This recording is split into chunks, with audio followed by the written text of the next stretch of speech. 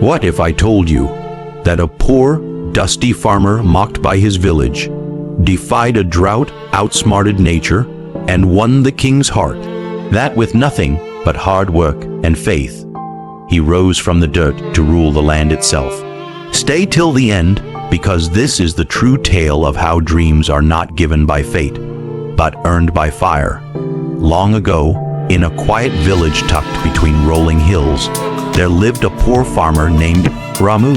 His land was dry, his home was small, and his clothes were worn, but his heart was vast and full of dreams.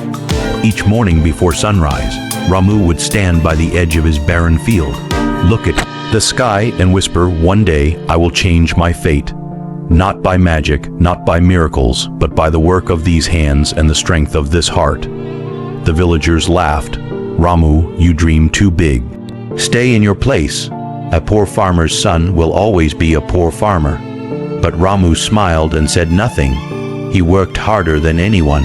When others rested at noon, he kept plowing. When drought came, he saved every drop of water. When the soil cracked, he gently covered the roots with moist cloth to keep them alive.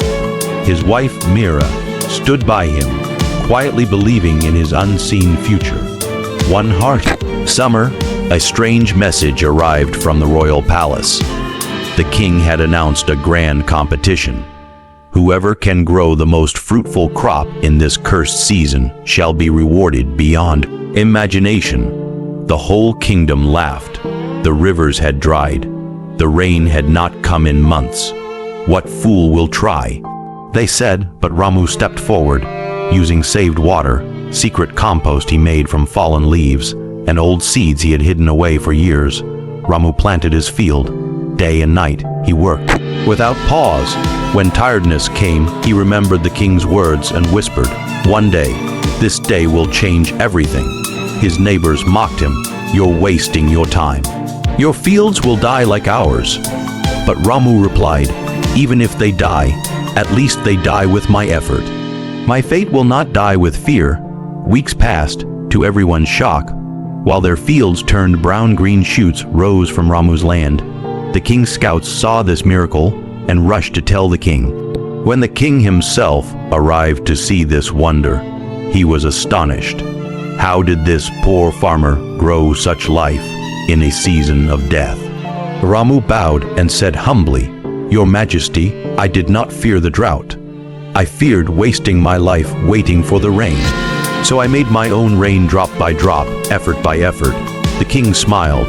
"A man who creates hope where there is none is fit to rule, not to serve. I need men like you to lead my people." The crowd gasped. The king took off his golden ring and placed it in Ramu's hand. "From this day forth, you are no longer a poor farmer. You are the governor of this province. Teach others what you know. Lead them to strength, not fear."